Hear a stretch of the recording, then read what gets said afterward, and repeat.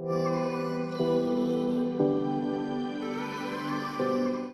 I'm so happy to be here with you. I'm so happy to be with you.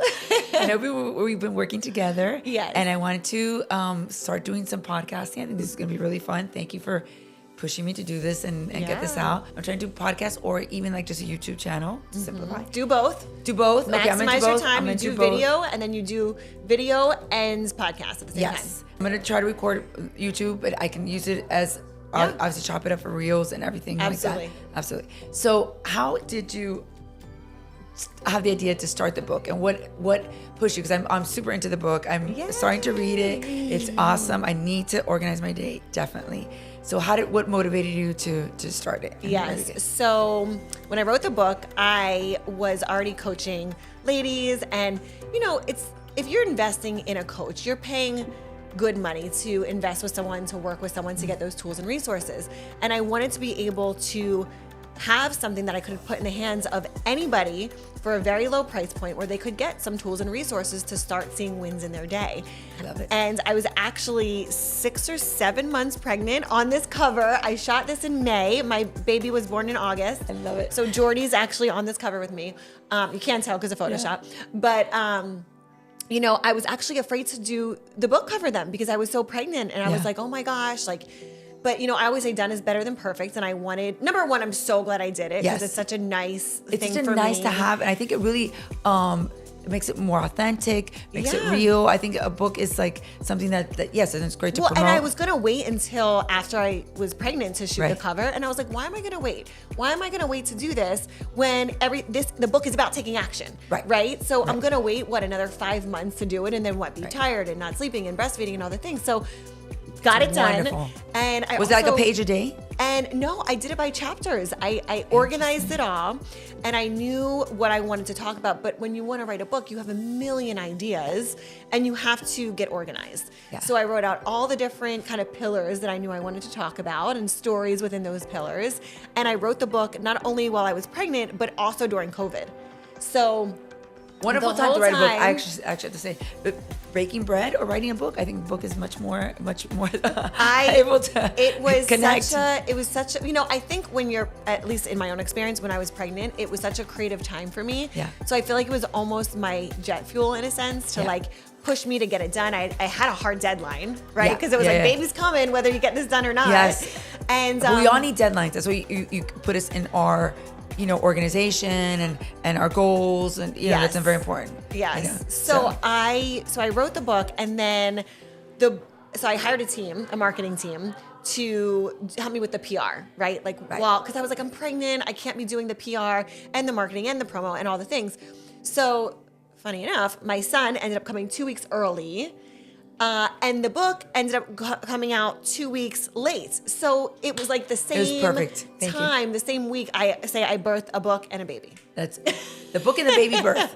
I love it. I love it. So the baby shower was both. Yeah. So I love it. So what inspired, because I'm more about branding, I love helping women, but also I have a lot of luxury cruise lines and hotels, but I love to translate that lux feeling to even founders, small businesses and things like that. Yeah.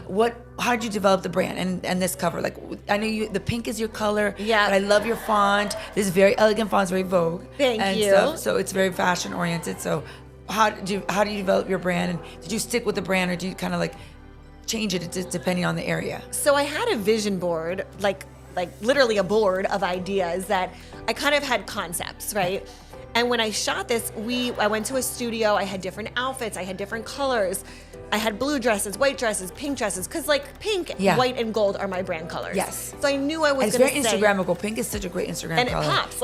Your logo, the yellow pops. And this color looks really pretty with pink. People recognize it. And when they see it, we walked into the studio today and I was like, this is my brand. I didn't even know it was going to be these colors like this.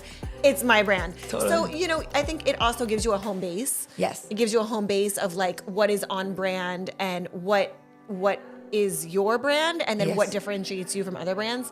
So pink obviously being one of my staple colors of the brand. Font, there's a certain font that you do with Slay Your Day. Yes. I mean, this one went a little more different because I think it's great for the book, but yes. it's like, but it's good to like have options when you're brand. Yep. I think from a branding standpoint, I try to tell my clients all the time, please, let's something that threads throughout. Right. It's a color, a texture. Yeah, you don't want to have pink on one logo and then like purple on another. Exactly. Like you want it to be the same thing so people recognize it. Right. And then at the last minute, I had 2 photos. So I had this photo that we see here with the clock, and then I had another one, same dress but no clock. And I went on Instagram and I said, because while I was in real life going through the selection process, I wanted to include my audience. So I said, what do you guys think? Vote A or B. There might have even been a third one in there. I think that's great. And great so to involve the audience. Yeah, I brought the audience in, and I had some of the best top marketers in the world commenting on what they thought the cover should be. And the general consensus was, this should be the cover with the clock, because I got feedback from the most amazing marketers in the world that were like, no clock, it looks like a fitness shoot. Yeah. They were like, it looks like you're just, gonna go work out and it's a fitness shoot. Put the clock in the photo. Right, to really identify the fact that you're organizing your day and stuff like that. Right. Or would you try something like with the organizational? I had one of those. Well, I had one of those. What are those called? Like the time sand clocks? Yeah. Oh, that's I forget cute. what they're called. But I had one of those also, but it was green. I mean, you could Photoshop it, but again, colors, branding, all of it. Like you have to look at it all. It all relates. And do you translate that brand obviously to Instagram and everything else that you're doing? Everything I do. I mean, at this point, I have a team. I always recognize your e-blast for sure. Yes. So at this point, like where I'm at right now with my business, there's a team behind it, which I talk about all the time, because you can't be the only one, especially like my clients are busy working moms, and you cannot be the only one doing everything. I mean, if you are, you're just going to burn out fast, and then you're not going to have fun, and it's just gonna just going to go downhill. disintegrate. Trust me, I've tried to do it on my own when I first started, because I was running 2 in-house agencies for Norwegian Cruise Line and the cruise lines, and then I went on my own. They closed the shop. I got laid off. I'm like, what am I doing? And the HR person goes, this is going to be the best thing that ever happened to you. I started my own hustle, like 24, like meeting. And I have such respect now for account service people and dealing with clients. Yes. Before I was a creator. And it really helped me understand, like, I really need people. I really need this designer. So my team right now, they know the brand so well. I feel like sometimes I post things, I'm like, did I say that or did they write that? Because it's so on. That's great. It's so on brand. Yeah. And when you have a brand and you're able to articulate what that brand is and who your clients are and who you help and what that process is, it's so easy for people, like a team member, to jump in and support you with that because the messaging is clear. Exactly. What is your best ROI from what your digital platforms? I mean, you have eBlast, you have your Instagram, you have your podcast. What do you think you get your most? The thing with everything that I do, it all builds from each other. So the nurturing from new clients that find me on Instagram, we're offering freemiums and we have lead magnets for free content where they're getting from me before there's ever an ask or there's ever an offer. So it's a machine. I mean, everything feeds each other. The YouTube feeds the podcast. The podcast is the newsletter. The social media feeds the actual in-person groups. So it really is a machine at this point where it all works together. Yeah, it's great.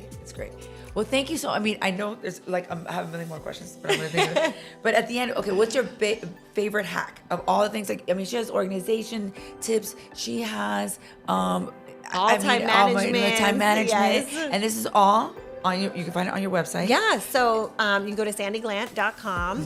So sandraglandt.com is the website, or on Instagram, which is just Sandi with an I, Sandi Glandt, at Sandi Glandt. But I would say, and typically for me, my clients are coming in as working moms. Yes. Not all of them, but look, it doesn't matter if you're a mom, a dad, married, not married. It works for everybody. Yeah.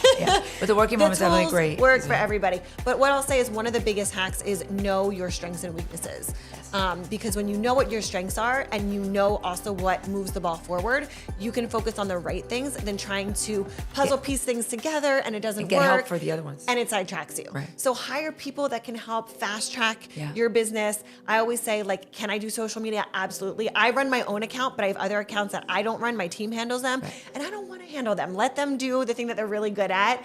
Especially content editing takes forever. Yes. Tried it a few times. Was like, this is not my zone. Yeah. Not for me. Yeah, I will I agree. gladly pay for that. Yeah. So find the places that only you should be, and then outsource or delegate or automate the rest. Right, and you should be out there getting the content and putting it all together and things like that. So. Yeah.